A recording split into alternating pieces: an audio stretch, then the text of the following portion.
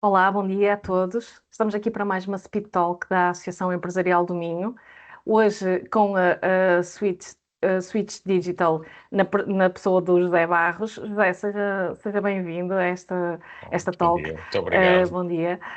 Hoje vamos falar sobre a NIS 2, não é? Portanto, diz aqui qual o real impacto para as empresas. Portanto, vamos falar de cibersegurança e aqui desafios e oportunidades. Portanto, o que é que as empresas têm que ter atenção, portanto, quais são os reais desafios, e vamos falar aqui da legislação europeia também que regula que é responsável por esta norma também. Portanto, não sou eu a pessoa mais adequada para falar sobre o assunto, portanto, vou passar a palavra ao José. José, esteja à vontade, Muito e obrigado. portanto, força. Antes de mais, muito obrigado pela oportunidade. Para mim é sempre um prazer estar a falar de cibersegurança. Vou começar por fazer aqui a partilha da apresentação também. Nós hoje estamos presentes com uma nova legislação que é o NIS 2, que foi aprovada na semana passada, no nosso Parlamento, ou seja, foi aprovada a transposição de uma lei europeia para Portugal, mas nós já somos apologistas de todo este conjunto de recomendações que eles vêm. Nós já trabalhamos com algumas empresas e já falamos disto ainda antes da lei chegar cá. Eu vou passar então a falar um bocadinho da agenda da ação, que nós vamos falar. A minha ideia também é porque é que a cibersegurança está hoje na agenda das empresas. Vamos falar, apresentar alguns números de algumas entidades que são conhecidas neste âmbito e o porquê de termos de ter esta postura de cibersegurança. Depois vou falar também de algumas ciberameaças com alguns dados e depois aí sim entro na explicação, o que é o NIS 2, de onde é que vem, porque é que vem, o que é que tem esta parte, quais são as obrigações para as organizações, quais são as organizações que estão abrangidas pela NIS 2 e de que forma é que elas se podem preparar, passando também por uma apresentação de oportunidades e recomendações. Deixo no final um convite também, que já falamos aqui, que será um pequeno convite da nossa parte da Switch Digital para os participantes deste evento e associados da EMI. Antes de avançar com esta parte, com a sessão propriamente dita, queria só dizer que a minha recomendação para as entidades e para as organizações é que não encarem com isto como um peso, um fardo, porque agora vem uma nova legislação. Não, encarem isto como uma oportunidade para aumentarem a sua própria maturidade em cibersegurança, para entenderem o que é que está a ser feito, para entender isto, que isto efetivamente faz todo sentido quando olhamos um ecossistema, seja nacional, europeu ou até mesmo internacional. E é daí que vem essa lei. Os últimos dados que foram publicados recentemente pelo Centro Nacional de Cibersegurança no último relatório de riscos e conflitos relativamente ao ano de 2024, eles tiveram um aumento de 36% de incidentes que são reportados ao CERT. Ou seja, estamos a dizer aqui que muitos dos incidentes não são reportados e a data é isso que temos. Nós acreditamos agora com a nova lei com o nível 2 de que passam a ser obrigados a reportar, este número vai disparar significativamente. Nós vemos que cerca de 13% desses ataques são essencialmente através de phishing ou smishing, ou seja, por tentativas de chamadas telefónicas, e-mails que se tentam passar para outras pessoas, SMS. Houve um aumento significativo neste valor, estamos a falar de 13%, que já era um número alto e que ainda aumentou 13%. Desses ataques, 70% resultaram em violações que comprometem a confidencialidade dos dados, portanto, informação que seja sensível das organizações, ou então dados de pessoas, por exemplo, uma entidade que recolhe dados de pessoas. Nós tivemos casos, um caso se calhar mediático, o CAN Nacional possa ter sido o da TAP, em que os dados das pessoas foram expostos e a partir daí, isso só para entenderem também a importância deste tipo de ataques, a partir desses dados são utilizados depois, posteriormente, para ataques de phishing e smishing, porque já têm os dados, conseguem criar um perfil da pessoa, usar essa informação para conseguir enganar as pessoas. Cerca de 30% desses ataques bem-sucedidos resultaram a partir de uma falha humana. Portanto, as pessoas podem ter, as organizações podem ter o melhor sistema informático de cibersegurança, o top of the notch, mas existe sempre aquele colaborador que clica onde não deve, ou que liga o que não deve, ou que pega numa pen, está lá esquecido e liga dentro dos computadores e o problema já está feito e já não há volta a dar. Cerca de 15%, e se reparamos aqui isto é interessante, apenas metade do falha humana é que resulta da exploração de vulnerabilidade de software. No entanto, 15% é muito significativo. E quando falamos em vulnerabilidades, falamos em utilização de software que não é atualizado, software que já foi descontinuado, ou então que não tem uma política de atualização constante do software que utilizam dentro das organizações.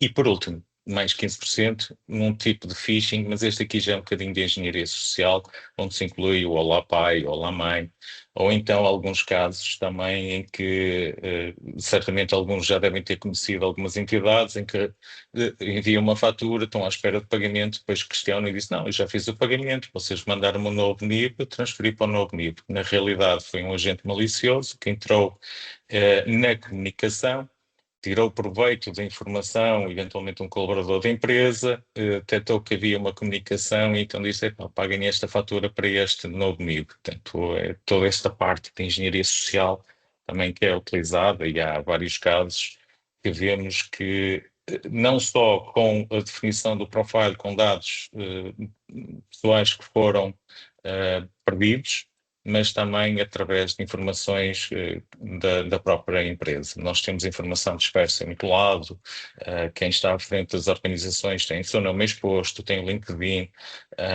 partilham informações nas redes sociais e a partir daí toda essa informação é utilizada para fazer esses tipos de ataques. Portanto, ainda falando aqui um bocadinho desta parte, o CERT registou 2.025 ataques em 2023, portanto, esses são os dados de 23 relativamente ao CERT. Quem não sabe, o CERT é o Centro de Competências que ajuda normalmente as organizações a responder a este tipo de ataques e que apenas 2.025 ataques foram reportados ao CERT. E o que é que nós vemos dessa parte? Apenas 50% das empresas que reportaram ataque têm políticas formais de cibersegurança, ou seja, têm regras, têm regulamentos, têm procedimentos dentro da própria organização para responder a este tipo de ataques. Nós, obviamente, vemos que existe dada uma elevada taxa de ataques que não são reportados, como falamos aqui, porque muitas das vezes as pessoas têm medo de dizer que foram atacadas ou pura e simplesmente têm desconhecimento que devem reportar esta parte. E antes de avançar para a parte da subestimação do risco, queria dizer que este é um ponto muito importante, a partilha de informação.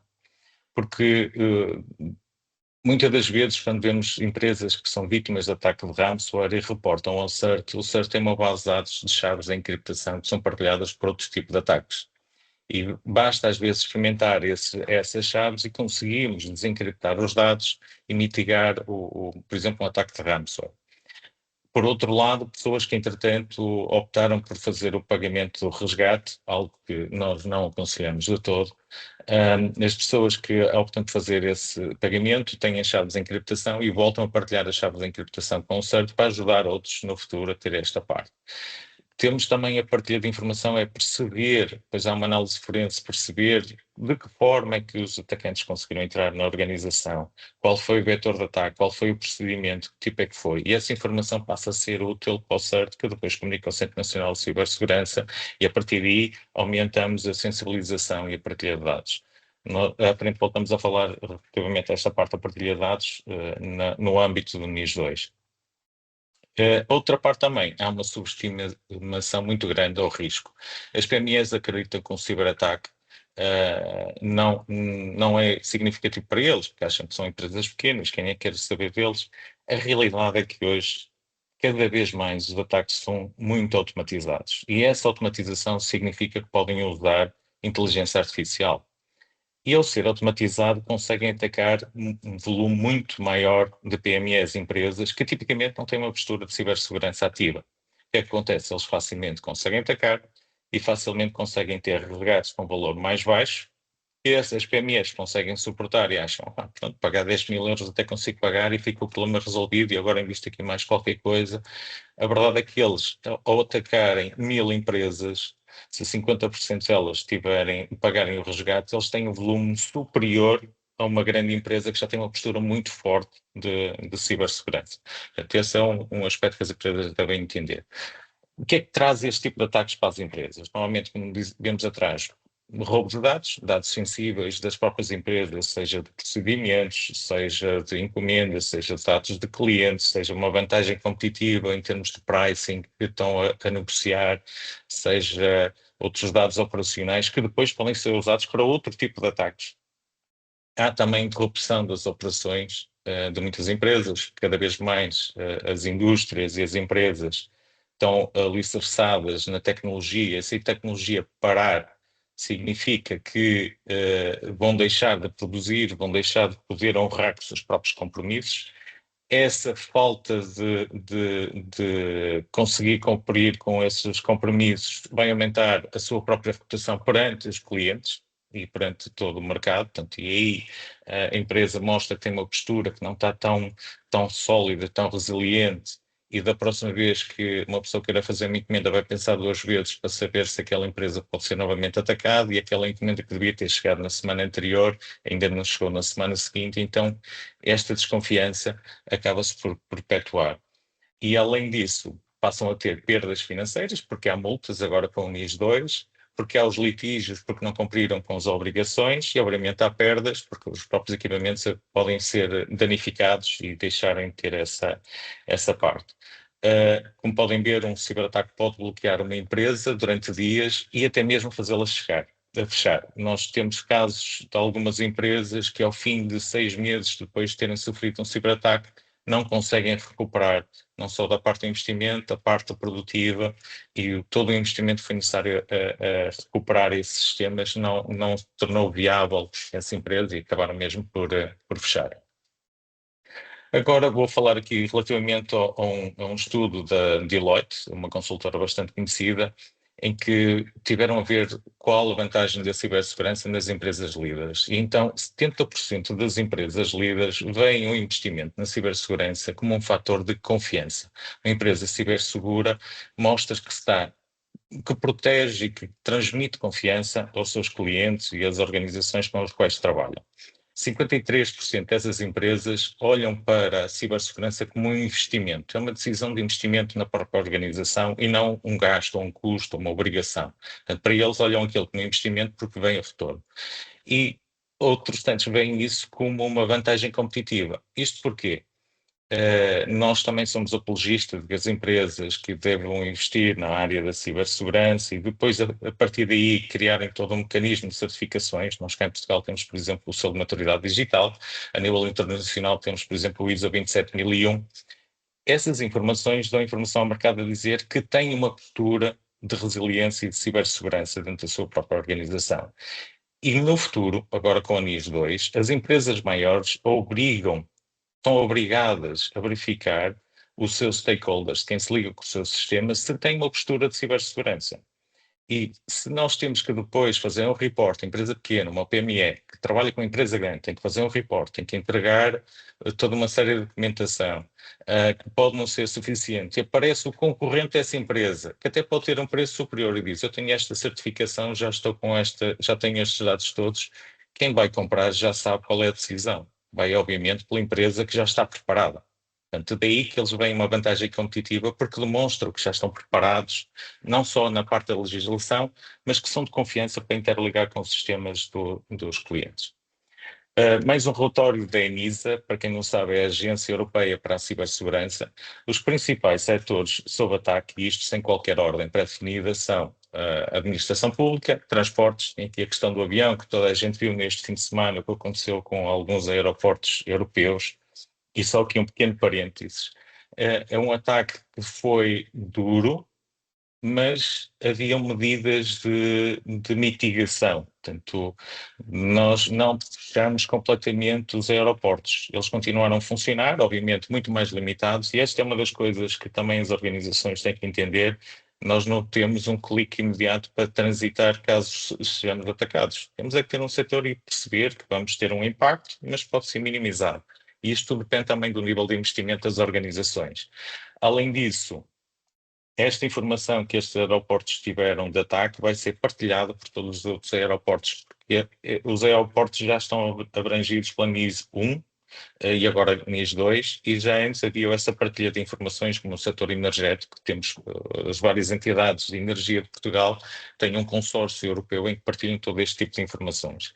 As finanças, quando digo finanças, digo banca, digo sistema financeiro. A indústria transformadora também é um dos setores muito atacados e a indústria TIC e agroalimentar. Esta parte também resulta agora do clima de risco geopolítico que nós vivemos hoje em dia. Nós temos uma guerra na Ucrânia, nós temos uma guerra em Israel, nós temos as tensões entre os Estados Unidos e a China e o resto do mundo, o Ocidente, o Oriente, portanto, estamos numa situação um bocadinho complexa e notamos que estas ameaças têm evoluído muito mais. Não só porque há esta dificuldade em interligar os diferentes sistemas, mas também porque alguns destes países financiam agentes maliciosos para atacar setores críticos das outras organizações, isto para ganharem uma vantagem competitiva. Na prática, o ciberespaço passou a ser também um campo de batalha. E como nós vemos aqui, estes setores são bastante importantes e que podem afetar drasticamente um país. Vamos então entrar o que é esta NIS 2, este bicho-papão. Nós há dias tivemos um evento em que achei bastante interessante porque chamamos de desmistificar o Adamastor do NIS 2. E desmistificar porquê? E até é bom para os portugueses pensar desta maneira, porque na altura dos descobrimentos, passar o cabo bujador, que agora é o cabo da Boa Esperança, porque falávamos do Adamastor e desse método. Mas quando lhe demos o nome e quando entendemos que aquilo não era, afinal, assim uma coisa tão má, que era afinal uma coisa boa, Portugal tornou-se o líder mundial daquela altura, né? Portanto, aqui o NIS 2 deve ser interpretado da mesma forma. O NIS 2 é uma nova diretiva europeia que foi aprovada em 2022, em que tinha a obrigatoriedade de todos os Estados-membros da União Europeia fazerem essa transposição até outubro do ano passado. Nós, como somos bons portugueses, aprovamos essa transição na semana passada. Portanto, é só que um termo que passou de um ano passado para uma semana passada. Ela vem substituir a NIS-1, que tinha sido aprovada em 2016 e que já era uma rede de recomendações e obrigações para vários setores, que eram setores mais pequenos. Esta nova NIS 2 criou dois tipos de setores, os críticos ou essenciais e os importantes dentro da economia, que têm um impacto essencial importante no dia a dia das pessoas e na economia. E como tinha dito, era obrigatório até outubro do ano passado e que só foi aprovada na semana passada. Fazendo aqui uma balança para comparar um bocadinho as duas coisas. Na NIS 1, como tinha dito atrás, eram só alguns setores. Tínhamos a aviação, tínhamos energia e transportes, portanto a questão da aviação, e acho que também alguns setores estatais, nacionais, eram em foco muito técnico, digamos, tinham que ter um SOC, tinham que ter firewalls, tinham que ter antivírus, tinham que ter backups, portanto era tudo muito, muito técnico. Basicamente costumávamos dizer isto é só para os geeks, não é para o resto da organização. A supervisão era muito passiva, era basicamente acontecer qualquer coisa, o que é que se passou? Vocês têm isto, pronto, ok, está feito. E as penalizações eram muito reduzidas a quase inexistentes. A NIS 2 veio mudar significativamente isto, tal como disse, por causa do tal risco geopolítico e a necessidade de olharmos para a cibersegurança como um ecossistema onde todas as organizações fazem parte, veio mudar isto completamente. Então, passaram a estar setores abrangidos, muito mais setores, portanto, como já vimos ali atrás, também já falei de alguns, passam a estar muito mais setores abrangidos, são classificados entre críticos e importantes. Os críticos têm conjunto de obrigações, os importantes também têm. Há um enfoque técnico, mas aqui é que entra uma diferença grande, que é organizacional também. Portanto, não é só a equipa de IT que é responsável por esta aplicação do NIS 2, toda a organização tem que trabalhar, todos os agentes dentro da organização são chamados a fazerem parte desta nova regulamentação. Passa a haver uma supervisão ativa com sanções duras e pesadas, não é? E as penalizações são também significativas. Eu vou voltar a falar à frente, mas pode ser o máximo até 10 milhões de euros ou 2% da faturação mundial da empresa. Toda a faturação global anual, 2% dessa faturação poderá ser o máximo da multa que terão. Portanto, valores significativamente altos. Dentro dos setores, então agora vamos falar aqui um bocadinho mais na parte dos setores. Dentro dos setores essenciais nós temos, obviamente, a energia, a saúde, a banca, os transportes, as águas, as infraestruturas digitais, a administração pública nacional e regional. Quando dizemos nacional, pode ser o Ministério da Saúde, que é uma nacional, a regional, a Direção Regional, a Direção de Saúde do Norte, também é obrigatório. E o espaço também. Entra aqui o espaço, embora Portugal não tenha muita fama no espaço, nós não lançamos foguetões ainda, mas já temos uma agência espacial e já temos também um spot Santo Anierra na ilha de Santa Maria nos Açores, que tem uma grande vantagem, que pode ser uma vantagem competitiva para Portugal, para começarmos a explorar o espaço, e isto também já é uma visão de futuro. E setores importantes que não são os essenciais ou críticos, temos como os correios, para a distribuição de correio, a produção industrial, a produção agroalimentar, os produtos químicos, produção de produtos químicos, os serviços TIC geridos, a administração local. Quando dizemos a administração local, já estamos a falar de câmaras municipais, juntas de freguesia, organismos mais locais também passam a ser abrangidos por esta parte. Como podem ver, nós estamos a falar de setores estruturantes de um país. Temos os setores essenciais que não podem falhar e temos outros que são importantes. De ressalvar ainda que neste aqui também temos a questão da distribuição das águas e também das águas residuais, dos esgotos e do lixo também.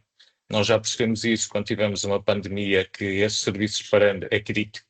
Nós já percebemos isso quando tivemos um apagão, que muitos serviços que eram críticos também ficaram parados. Portanto, isto só vem colocar ou esses casos, nomeadamente o do apagão, só vem mostrar a criticidade destas regulamentações. Mas além destes setores, muitos me estão nestes setores, além destes setores, entra também do tamanho da empresa. Também são empresas que podem estar abrangidas, nomeadamente se tiverem pelo menos, ou neste caso terão mais de 50 funcionários ou 10 milhões de faturação anual, essas empresas também estão abrangidas. E as microempresas também. Se trabalharem com algum desses sistemas críticos, se trabalharem em rede com um desses sistemas críticos, elas próprias são obrigadas a estar. E depois ainda vem aqui um fator escondido, que é como já estava a falar atrás. Esses setores essenciais e importantes são obrigados a fazer um assessment supply chain dos fornecedores, dos stakeholders que trabalham com eles.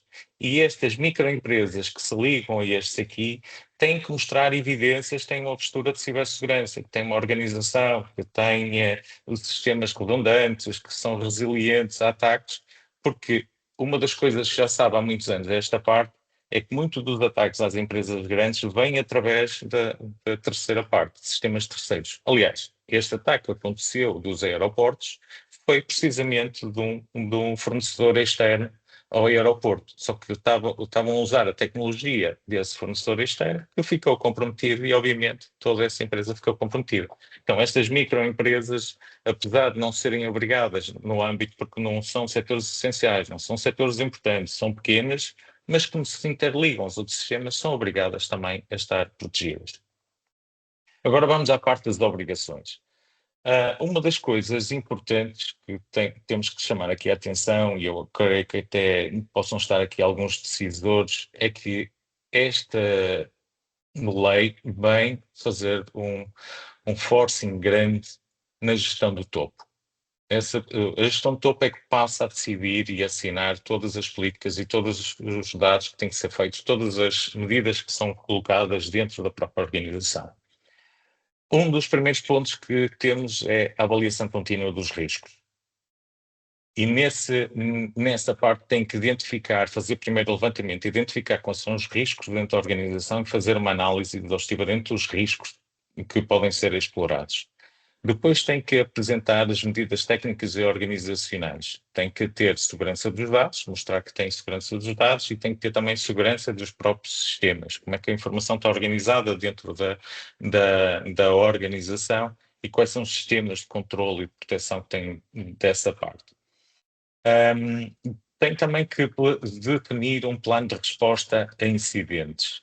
Isto é uma parte muito, muito importante. Tem que ter mecanismos que detectem pequenos incidentes e o que fazer no caso desses incidentes. Portanto, isso tem que estar documentado. As pessoas têm que ter formação para saber que têm que fazer toda essa parte. Em caso de um incidente, são obrigados a fazer um report ao Centro Nacional de Cibersegurança e ao CERT em 24 horas. E tem que ir toda a documentação desse incidente. Pode ser quase dizer, olha, nós fomos atacados, temos isto, isto, isto, e estamos agora a fazer uma análise. Mas o primeiro contacto tem que ser feito em 24 horas. Tem que dar formação aos colaboradores, nomeadamente em cibersegurança, para perceberem consciencialização ou awareness em cibersegurança. No âmbito de uma formação executiva, e esta parte para mim toca-me particularmente, porque no âmbito de uma formação executiva que fiz recentemente, abrimos uma startup precisamente em Cybersecurity Awareness, porque acreditamos que as pessoas dentro da organização têm que entender porque é que existem estas medidas, de que forma é que eles entendendo e tendo esta formação e começando a ter os próprios cuidados, estão a ajudar globalmente toda a organização. Daí que este é um ponto muito importante. Mas não é só dos colaboradores, a própria gestão de topo também é obrigada a ter formação específica para cibersegurança. E também, por último, deixo para o último, talvez a parte mais importante, que é a supervisão da gestão de topo. Ou seja, todas as políticas de cibersegurança que vão ser aplicadas têm que ser reconhecidas pela gestão de topo e assinadas pela gestão de topo. A gestão tem que ler essas políticas, tem que ter consciência e tem que dizer, eu autorizei que isso fosse aplicado. E tem que supervisionar que todas essas medidas são aplicadas. Portanto, há uma responsabilização muito grande sobre essa gestão de topo. Voltando então a esta parte da gestão de topo, eles são obrigados a validar todas as políticas e verificar que estão em conformidade com a legislação. A gestão de topo é obrigada também a assegurar que têm os recursos necessários para implementar estas medidas, sejam eles financeiros, técnicos ou de pessoas. A gestão de topo agora passa a ser obrigada a fazer isto. E tem que também supervisionar se isto está a ser implementado ou não. Claro que pode delegar, mas em última instância é esta pessoa que é responsabilizada. E agora, no NIS 2, tem uma coisa ainda mais importante, que é a proposta prevê multas e penalizações pessoais. Até aqui, o que acontecia, seja com o GDPR, seja com o NIS 1, quando havia um incidente, quem reportava era a organização. Então, a organização pagava a multa, pronto, era pesado, era algo que ela pagava, e o gestor lavava as mãozinhas assim, assim embora. Hoje em dia não. Hoje em dia, se não houver evidências que a organização topo permitiu que a organização tivesse as medidas adequadas para estar em compliance ou que não se dedicou a supervisionar e tudo mais, além da multa que a organização paga, a pessoa pode pagar também multas e ser penalizada criminalmente e pessoalmente por esta falta de zelo e da sua própria responsabilidade. Portanto, não fica só pela organização.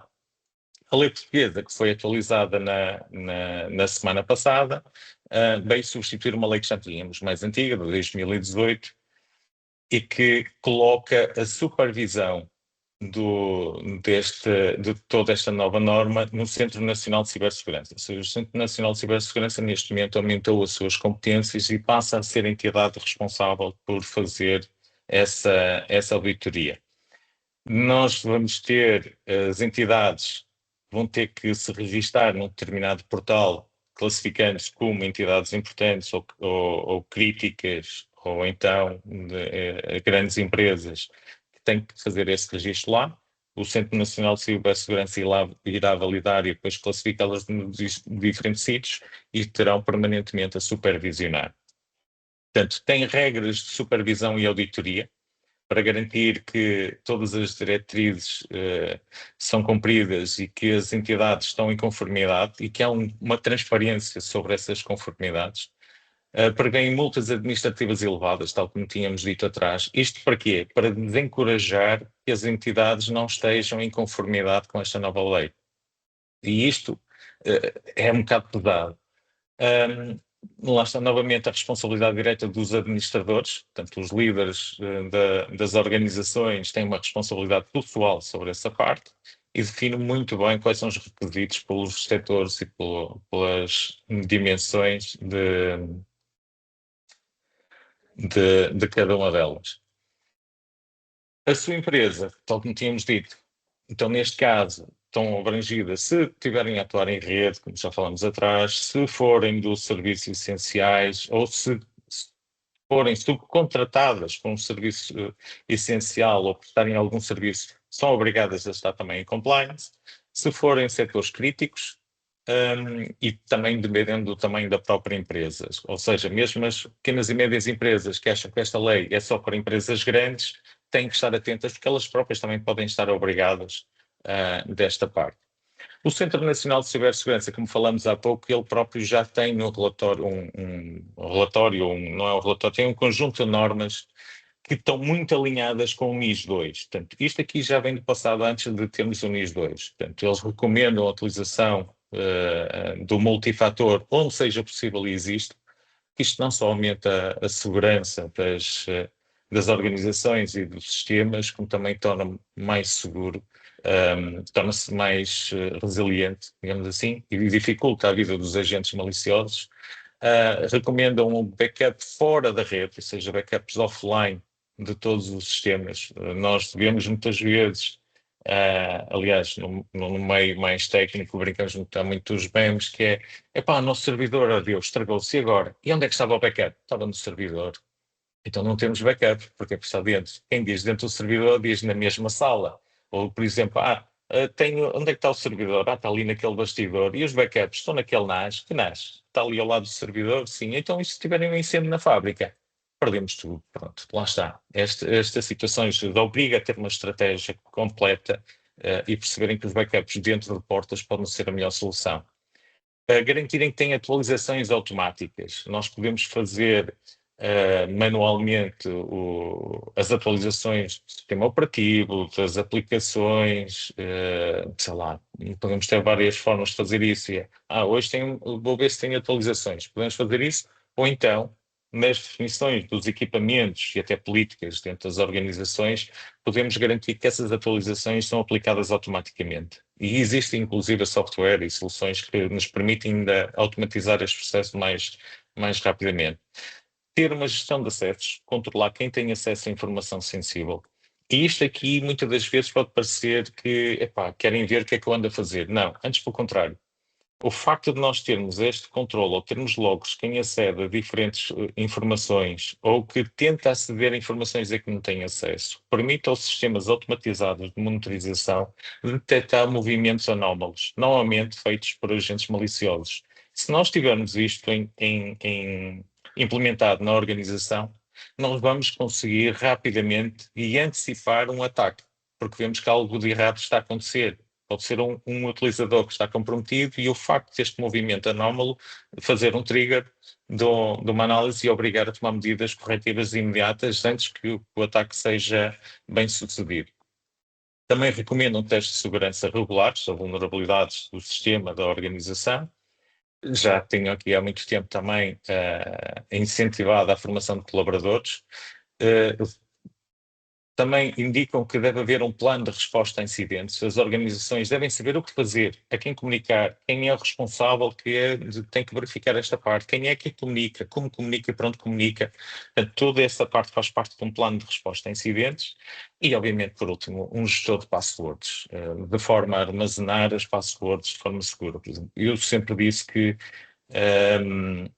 devem ter um gestor de passwords que não o dos browsers, portanto é uma das recomendações, porque guardar as passwords no Google Chrome ou no Firefox ou no Edge é perigoso. Portanto, devem usar uma entidade externa que são específicos e especialistas para gerir passwords e usar uma password diferente em todos os websites, em todos os serviços que utilizem passwords, usam-nas diferentes em todos. Se usarem um gestor de passwords, podem criar passwords com múltiplos caracteres. Por exemplo, dentro da nossa organização, na nossa política de passwords, todas as passwords têm que ter no mínimo 21 caracteres. Quando digo caracteres, tem que ter letras, números e caracteres especiais.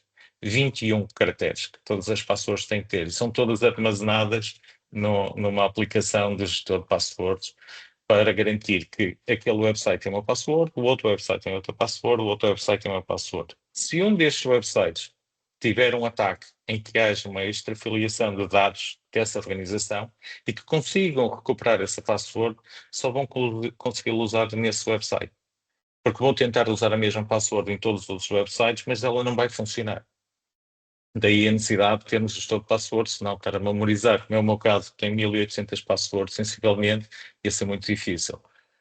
Como é que podem preparar a sua empresa? Este aqui é um roadmap também que é recomendado e é o que nós já aplicamos aqui na Switch Digital já há algum tempo, esta parte. Portanto, primeiro, eu acho que aqui temos uma recomendação deles é verificar a abrangência, verificar se a empresa está sujeita a NIS 2.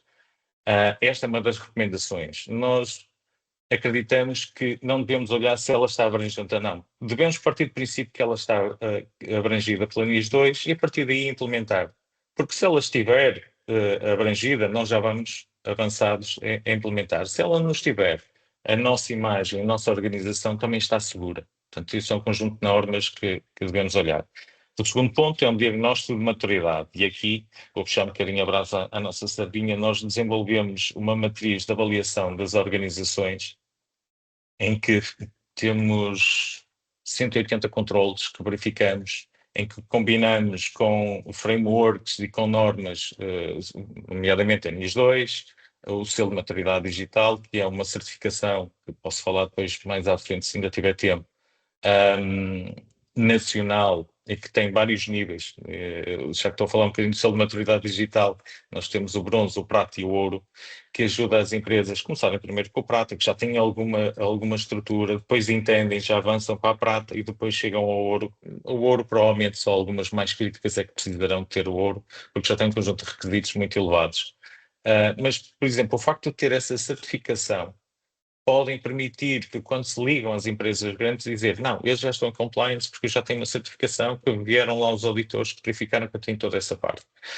Mas voltando um bocadinho atrás, nós pegamos na nossa matriz de avaliação, englobamos esse aí, os NIST, os SIS controls, o ISO 27001, então há muitos controles que estão sobrepostos. Portanto, nós conseguimos reduzir isto e então fazemos um barrimento de tudo o que seja importante. Depois, definir um plano de ação, ou seja, detectar onde estão as principais lacunas, detectar quais são os principais quick wins para rapidamente implementarmos o que sejam de fácil implementação e fazer um roadmap com tempo para implementar todas estas medidas para estarem com um nível de maturidade em cibersegurança elevado.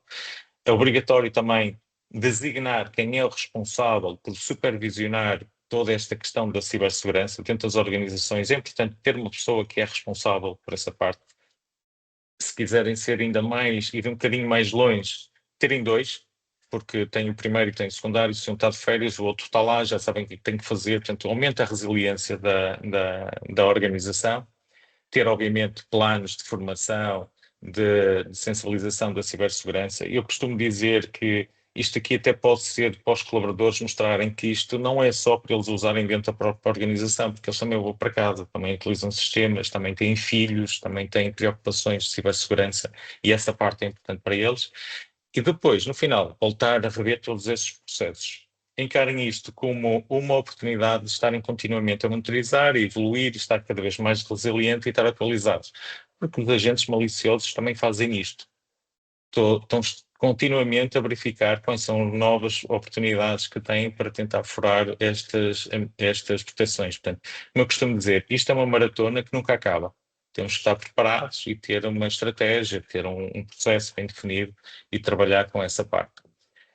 Ora bem, voltando aqui a esta parte que eu parece que andei aqui a meter medo a toda a gente, mas a minha ideia não é esta, a minha ideia é dizer que estamos mais resilientes, mais preparados, estamos mais descansados e conseguimos ir dormir melhor.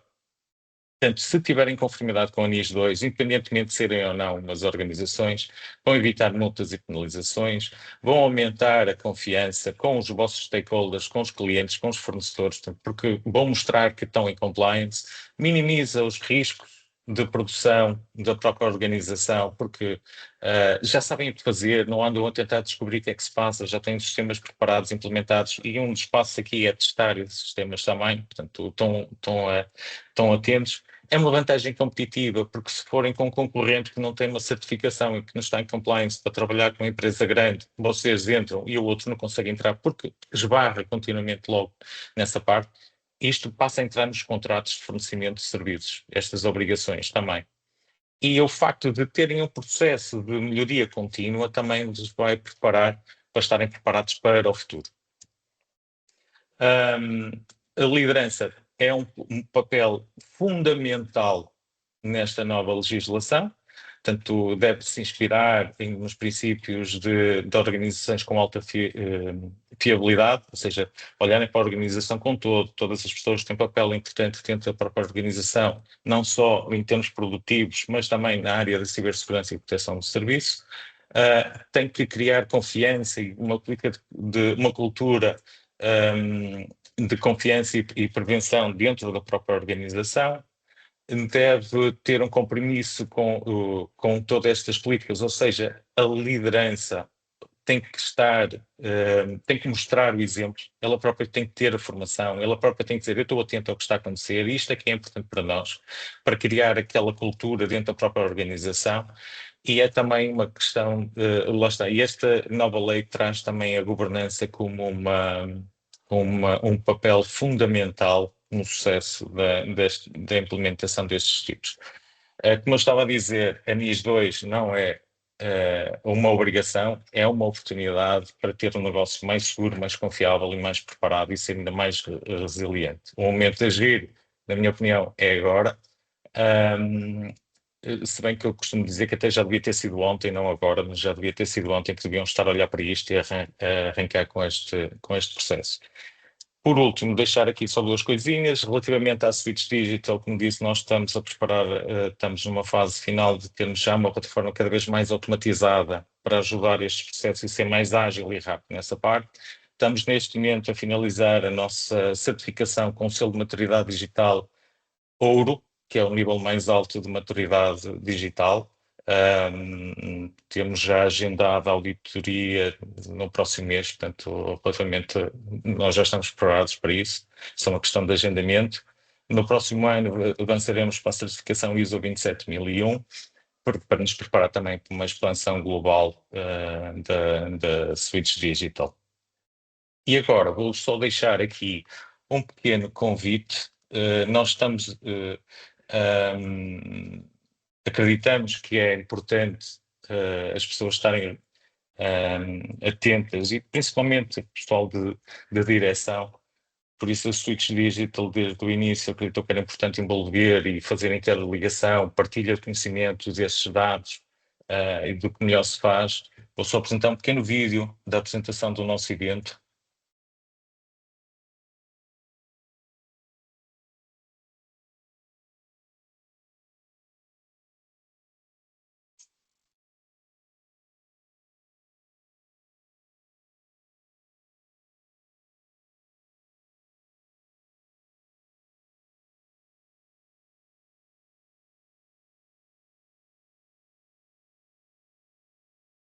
Como podem ver, será no próximo dia 10, no auditório da ANS. Nós teremos pessoas bastante referenciadas a nível nacional. Temos o Carlos Carvalho, presidente da ANS, o Contra-Almirante António Gameiro Marques, para quem não sabe, é o antigo diretor do Gabinete Nacional de Cibersegurança, que faz a ponte entre o Centro Nacional de Cibersegurança e trata toda a parte de segurança nacional e o governo, nomeadamente o Primeiro-Ministro.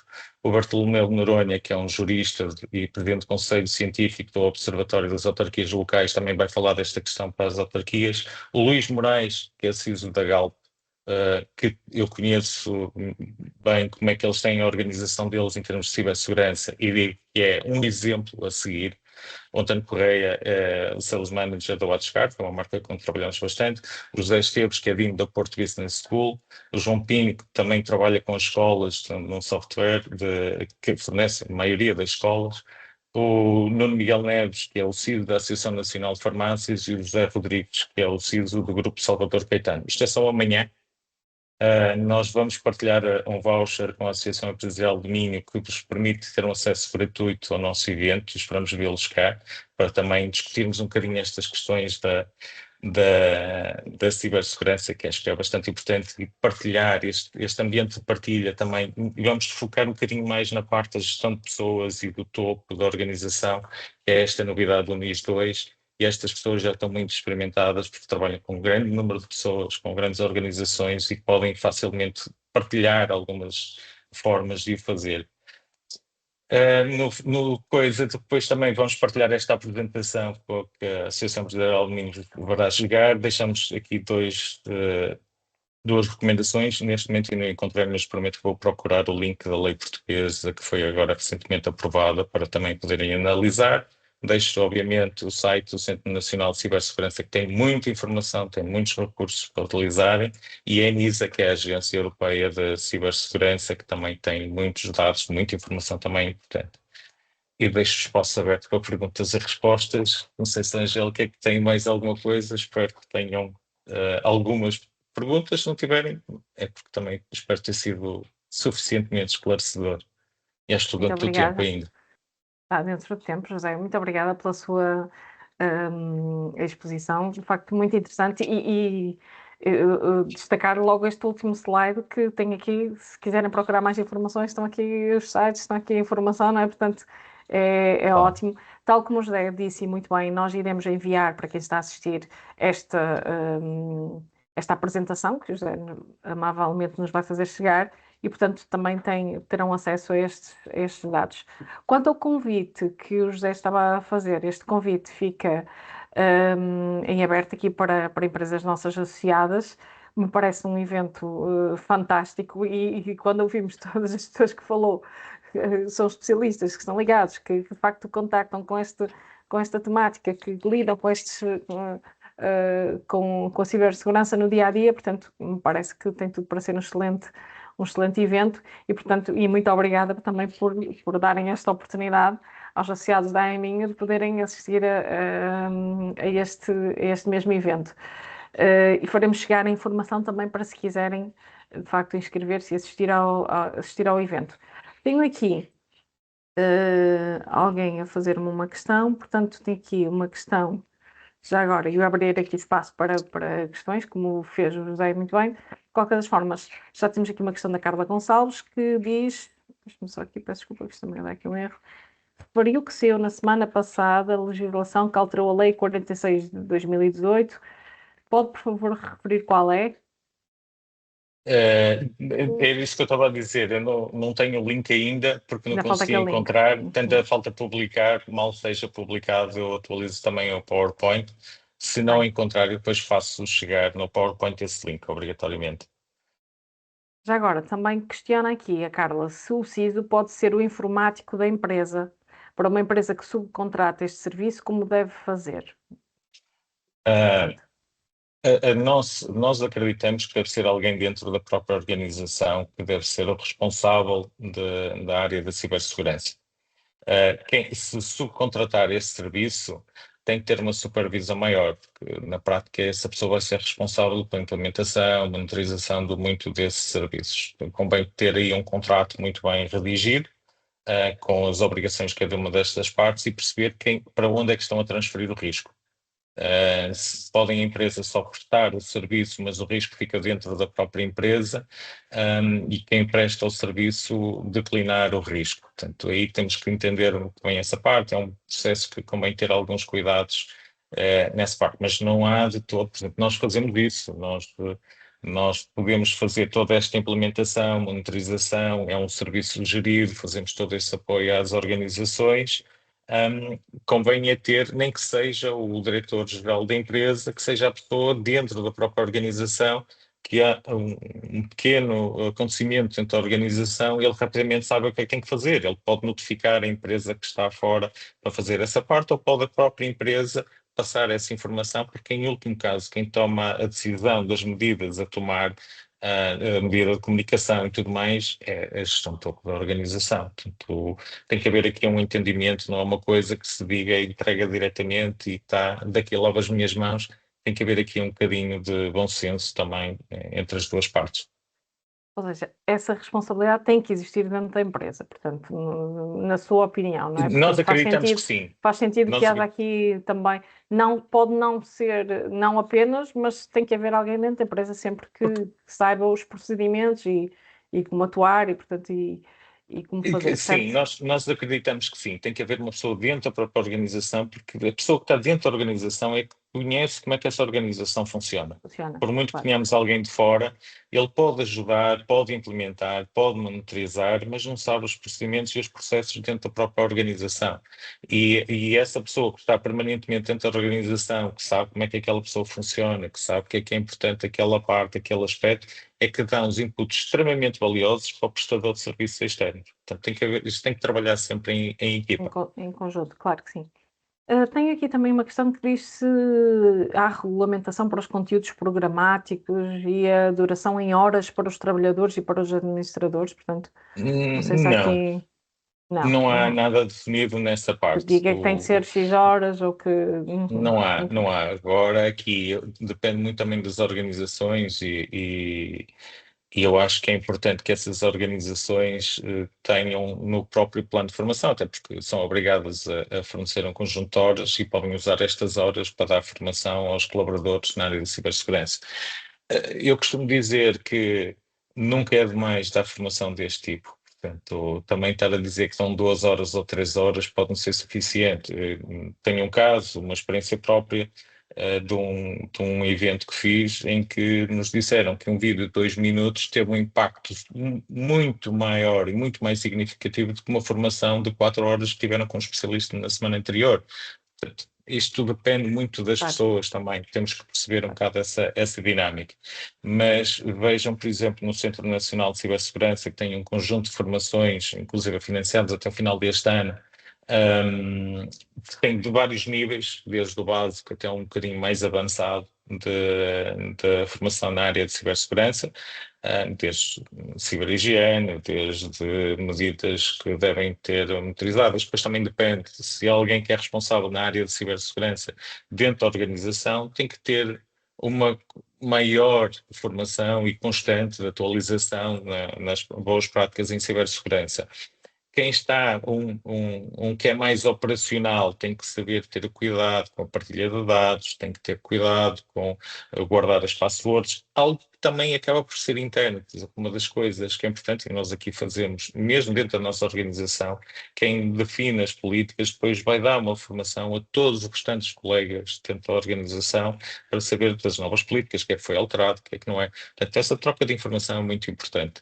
Portanto, eu estar a dizer, não, tem que dar 20 horas, pode não ser suficiente para uma pessoa que tenha mais dificuldade, Claro, porque não e tem pode ser tanta imenso base, para outro, e claro. pode ser imenso para outros. Portanto, é uma, Claro. uma O que é adaptação. importante é que realmente estejam preparados, porque percebi que logo no início falou aqui da falha humana e, portanto, se de facto as pessoas não estiverem preparadas, a falha humana vai acontecer, vai continuar a crescer, não é? Portanto, acaba por ter aqui influência também. Lá está, quanto maior for a informação, a preparação, menos Exatamente. falha existirá garantidamente. Tem aqui mais, falou num registro num portal. Qual é o portal? Ou quando as empresas do setor importante é que têm de fazer esse registro? Já agora, não sei se. Isso provavelmente será anunciado pelo Centro Nacional de Cibersegurança. Ele é que é o responsável, vai ter que criar esse portal e as entidades depois é que vão lá a registrar. Por isso aconselho, já deixei aqui no PowerPoint também um bocadinho propositado o link do Centro Nacional de Cibersegurança e eles oportunamente irão anunciar esse portal ou esse formulário. Confesso que ainda não fui ver hoje se tinha, mas na altura em que fiz o PowerPoint ainda não havia. Mas serão eles os responsáveis por ter esse portal, até porque são eles responsáveis da supervisão e decorar as entidades que são críticas e importantes. Um, Só mais duas pequenas para já. Aproveito para dar aqui, passar a informação do José Carreiras da Aptiv, a dizer boa iniciativa, excelente apresentação. Portanto, obrigado. Obrigado. Agradecer também aqui o seu trabalho. E tenho aqui mais uma questão. Já agora, Carla Gonçalves ficou com uma dúvida. Todas as empresas com mais de 50 trabalhadores são abrangidas pela NIS 2 e com um certo volume de faturação, ou só apenas aquelas que são consideradas críticas e importantes conforme a sua apresentação? Portanto, Eu vou puxar atrás do slide, talvez seja mais para fácil, esclarecer, sim. talvez não tenha sido claro. Este aqui, pronto. Estas são todas as organizações que estão abrangidas pelo NIS 2, todas. São setores essenciais, que são aqueles setores que menciono ali, são setores importantes, e são também as empresas que tenham pelo menos 50 colaboradores, funcionários, ou 10 milhões de faturação anual. Portanto, estes aqui são obrigados a estar também, têm que se registrar também, não são setores essenciais nem importantes, mas são setores que são obrigados a estar também, a ter essas práticas indivíduos. Pelo E ainda tamanho. que forem mais... Este é pelo tamanho. Nós Uhum. temos quatro dimensões. Primeira, setores essenciais. Segundo, setores importantes. Terceiro, o tamanho da empresa, e o tamanho entende-se o número de colaboradores ou o volume de faturação, e as microempresas que trabalham em redes com qualquer um destes setores, ou que forneçam estes serviços. Os setores essenciais importantes é independente da dimensão. Seja uma empresa, por exemplo, uma microempresa que faça distribuição de energia numa determinada região, é obrigada a estar em compliance com o NIS 2, porque presta aquele serviço. Por exemplo, uma empresa que tenha serviços TIC geridos, é microempresa, é obrigada a estar em compliance com o NIS 2. Uma Porque o empresa que setor tenha está 50 abrangido, não é? colaboradores, mas é um setor que não tem nada a ver com estes setores, é obrigada a estar. Uma microempresa que trabalha nos serviços da TIC é obrigada a estar também. Ou então que fornece um serviço essencial a uma empresa de transportes, essa microempresa também está obrigada a estar abrangida. E depois ainda existe a outra parte, que é estes setores essenciais importantes, quando têm que trabalhar com uma outra empresa, são obrigados a fazer um assessment dessa empresa, vão pedir evidências de que estão em compliance com a cibersegurança, ou seja, que têm práticas internas de proteção, que têm sistemas de backups, que têm redundâncias, que têm políticas internas e tudo mais. Essas, para trabalharem com esses setores essenciais, imagina, eu recordo-me há uns tempos de um setor, uma empresa muito grande a nível nacional, que estava desesperada porque estava a pedir que uma microempresa que lhes fornece um software muito específico para eles, que é crítico para eles, a dizer nós pagamos para vocês estarem em compliance, porque senão eu vou ter que cancelar o contrato com vocês. Portanto, imaginem a criticidade desta parte. Portanto, as microempresas tiveram que subir o preço para suportar os custos de compliance para poderem trabalhar com eles. E hoje vemos muitas empresas cá que são obrigadas a avançar com o ISO 27001 ou com o selo de maturidade digital, porque as empresas acima pedem, e neste caso até são intermédias. Portanto, imagine, a empresa que se liga, vou dar aqui, por exemplo, uma Galp, já que falamos ali do Luís Moraes, tem um serviço de uma empresa mais pequena que lhe serve a esta intermédia, e esta mais pequena tem que estar em compliance também para trabalhar com essa intermédia. Portanto, tem Ou que ser seja, toda a no fundo cadeia, não é? não é diretamente abrangido pela NIS 2, mas indiretamente acaba por Quase que me ter arrisco que fazê-lo, não dizer é? só a senhora Maria que tem uma mercearia na aldeia, que provavelmente não será necessário. E mesmo aí ainda pode ser, porque ela entra no retalho, pode ser ali um setor ainda importante. Pois, de uma forma ou de outra, quase todas as empresas acabam por estar abrangidas. Portanto, Eu tenho aqui. queria, Sim, Angélica, se força, me José, deixa só aqui um bocadinho, eu com queria certeza. deixar aqui uma nota. Eu acho que nós não devemos olhar para a NIS 2 como uma obrigação. Eu acho que nós devemos olhar para a NIS 2 como olhamos há uns anos atrás, quando nas obras tinham que usar um capacete de proteção, ou os óculos nas indústrias têm que usar, as luvas, as batas e tudo mais. Antigamente era, "Ih, agora tinha esta despesa, vou ter que estar a investir nisto e aquilo." Hoje em dia isso já não é uma preocupação, as pessoas já sabem que têm que usar aquilo. Nós, antigamente, os carros não havia a lei da obrigatoriedade de usar o cinto de segurança. Hoje entramos no carro e ligamos o cinto automático. Tudo bem que agora os carros também apitam se não tivermos o cinto de segurança, mas dá para desligar isso, não é?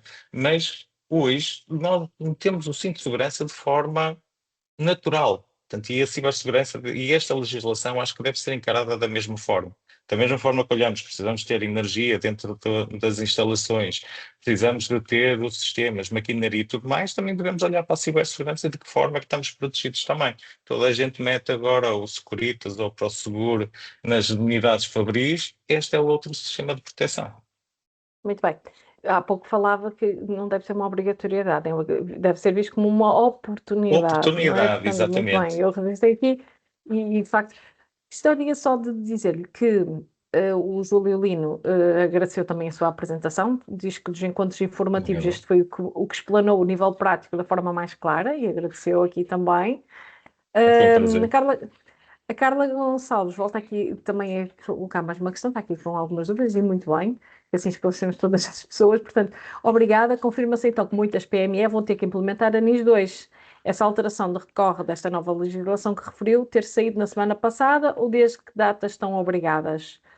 Qual é a fonte ou documento anterior que refere a essa obrigação?